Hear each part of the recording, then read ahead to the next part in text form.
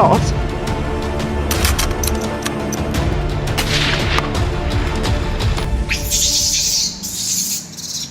Hello everyone, welcome to Leopard Farm, where we're tackling a wild issue hitting close to home, a full-blown monkey invasion in Olin, Texas. Yep, you heard that right. Thousands of monkeys are turning this quiet city into their personal playground. According to the Texas Department of Wildlife, an estimated 2,600 to 3,000 primates are now roaming the streets, causing everything from busted fences to serious safety concerns. How did this small town become a monkey metropolis? And what's being done to get this chaotic situation under control? Keep reading to get the scoop. And if you love diving into bizarre, real-life stories like this, smash that subscribe button as we race to hit 10,000 subscribers.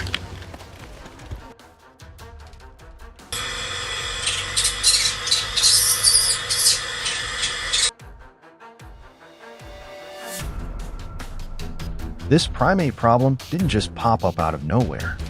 In Olin, it all started with a seemingly innocent act, locals tossing food to curious monkeys.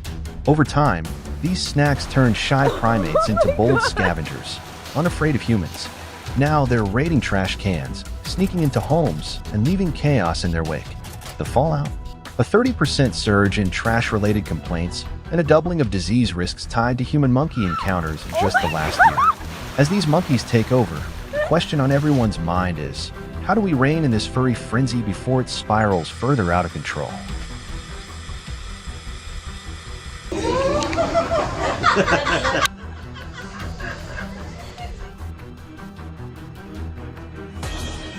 The monkey population in Olin has spiraled out of control, prompting the government to roll out a bold and controversial plan, a large-scale hunt to thin the numbers. To tackle the issue head-on, officials are recruiting skilled hunters with proven experience tracking and shooting small, agile targets. Each participant must wield a .22 caliber rifle, selected for its pinpoint accuracy and ability to minimize animal suffering. The operation will deploy 20 teams across the hardest-hit zones, where monkey activity has disrupted daily life. To sweeten the deal, the government is offering a hefty $500 bounty for each monkey taken down. With the crisis escalating, officials are banking on seasoned marksmen to restore order before the situation spins further out of control.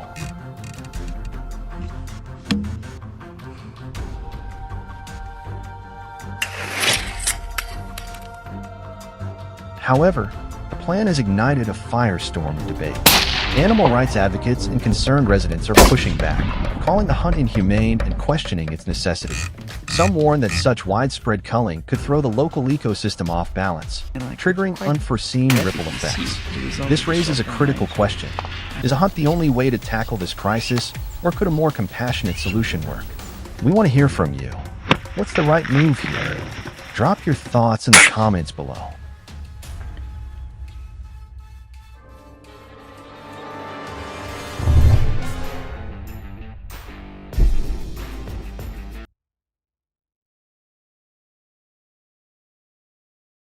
To address the surging monkey population in Olin, authorities have rolled out a compassionate, non-lethal strategy, cage trapping.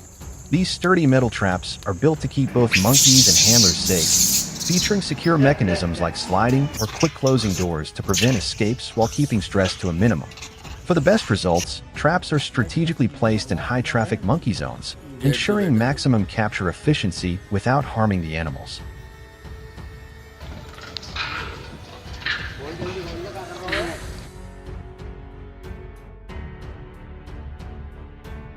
The key to luring monkeys lies in the bait. Think bananas, mangoes, apples, or nuts, all irresistible to these clever critters. Each trap is equipped with a sensitive trigger, like a pressure plate or wire, that snaps the door shut once a monkey ventures inside, securing them safely and humanely. This thoughtful approach aims to manage the population while prioritizing animal welfare, offering a promising solution to Olin's monkey challenge.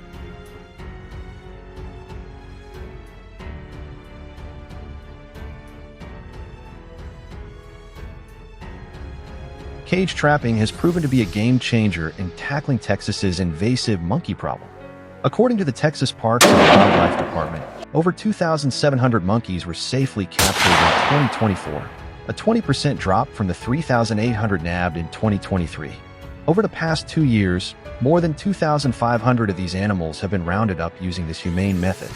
Despite these wins, the invasive monkey population remains a stubborn challenge, pushing local agencies to refine their strategies to protect communities and keep the numbers in check.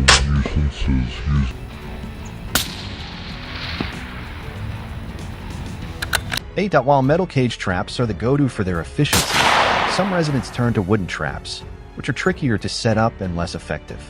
Knowing how each trap works is crucial before diving into the capture process. Once caught, the monkeys are relocated to wildlife reserves, where they can thrive without causing trouble in local neighborhoods. Are these monkeys a fascinating quirk of nature or a growing concern? Let us know. Press 0 if you're intrigued, 1 if you're worried, and share your thoughts in the comments below. Here in Lubbock, Texas, where the summer sun scorches the plains, farmers are battling a fierce and growing foe, wild boars. Picture this: you wake up at dawn, coffee in hand, only to find your fields torn apart, fences smashed, and months of hard work ruined overnight. These invasive beasts are wreaking havoc across the U.S., from Texas to the Midwest, costing farmers billions and threatening livelihoods.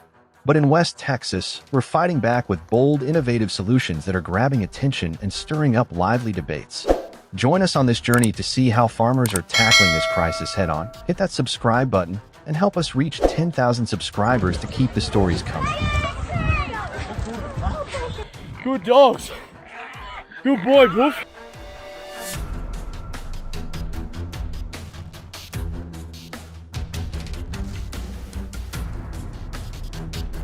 Wild boars aren't just a Texas problem. They're a nationwide nightmare, tearing through states like Georgia, California, and beyond. These relentless animals rip up crops, pollute water sources, and spread diseases like pseudo-rabies, endangering livestock and even posing risks to human safety. The economic damage is jaw-dropping, with losses topping $2.5 billion every year. Just last summer, a farmer near Interstate 87 in Texas watched helplessly as a herd of 30 wild hogs, each weighing up to 250 pounds with tusks like daggers, demolished 50 acres of crops in a single night. In South Carolina, farmers are grappling with millions in losses as boars trample fields. In Kansas, 200 acres of prime corn were reduced to a wasteland in one season, costing a staggering $300,000. With sows churning out up to 10 piglets twice a year, these fast-multiplying invaders can devastate hundreds of acres in no time, turning fertile farmland into a battleground.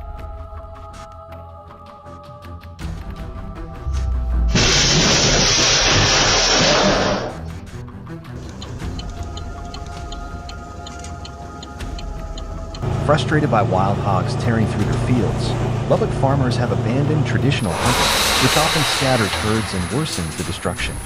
Instead, they've embraced pen trapping, smarter, more effective approach.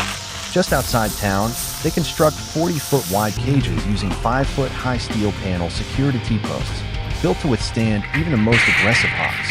Baited with corn and fruit scraps, these traps lure hogs in with an irresistible grab the gun. The method requires precision. Farmers scout for signs like hoof prints, churned soil, or muddy wallows along the Brazos River, letting hogs enter and exit the trap for a week to build trust. With trail cameras linked to smartphone apps, they monitor the pens and wait for the perfect moment, often when an entire herd up to 40 hogs is inside. A single tap on the app shuts the gate, trapping the startled hogs. In one night, a farmer might capture 30-plus hogs, saving acres of crops. In 2024, Lubbock's farmers trapped over 60,000 hogs, proving this method far outpaces hunting.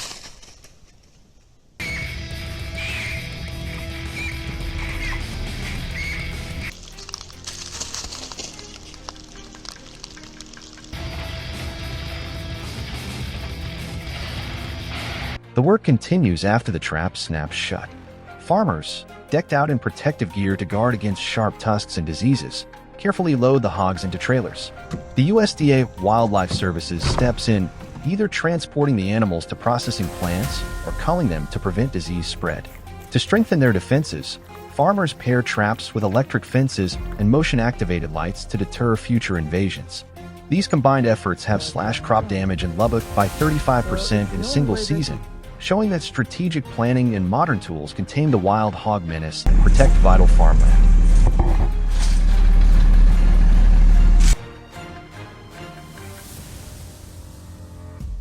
The wild boar crisis in Texas has ignited fierce debates, pitting farmers, hunters, lawmakers, and ecologists against one another. With invasive hogs wreaking havoc on crops and ecosystems, some Texas legislators push for unrestricted hunting as a straightforward fix, arguing it empowers locals to tackle the problem head-on. Others counter that unchecked hunting scatters hog populations, exacerbating the issue, and advocate for state-funded trapping programs as a smarter, more sustainable solution. Hunters, however, see trapping as a threat to their cherished pastime, while ecologists sound the alarm about wild hogs endangering native wildlife like deer and quail. In Austin, gridlock persists as lawmakers wrestle over whether to fund trapping initiatives or ease hunting restrictions, leaving frustrated farmers to fend for themselves in this escalating battle.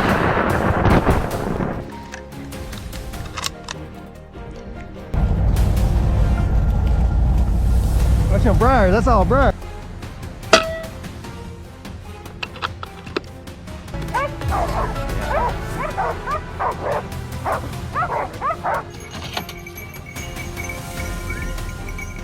In states like South Carolina and Kansas, hunting remains a popular tactic, but it's no easy feat. Wild boars are cunning, swift, and shielded by thick layers of fat, making them tough targets. In South Carolina, seasoned hunters and farmers swear by high-powered rifles like the Remington 700 and .308 Winchester or AR-15s loaded with 6.5 Grendel rounds for their precision and stopping power, warning that underpowered options like .22 LR handguns are useless. Rookie mistakes, like misjudging shot angles or ignoring hog anatomy, often lead to misses or wasted efforts, with hunting licenses sometimes costing up to $1,500. To boost their odds, hunters use clever tactics like ambushing from opposite hilltops or deploying dogs to flush out hogs from dense cover.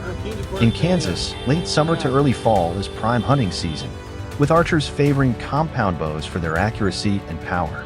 They lure hogs with corn bait laced with potent scents, setting up within 30 to 40 yards for clean shots, often using compact 30 to 50 square foot tents to stay concealed while trapping them.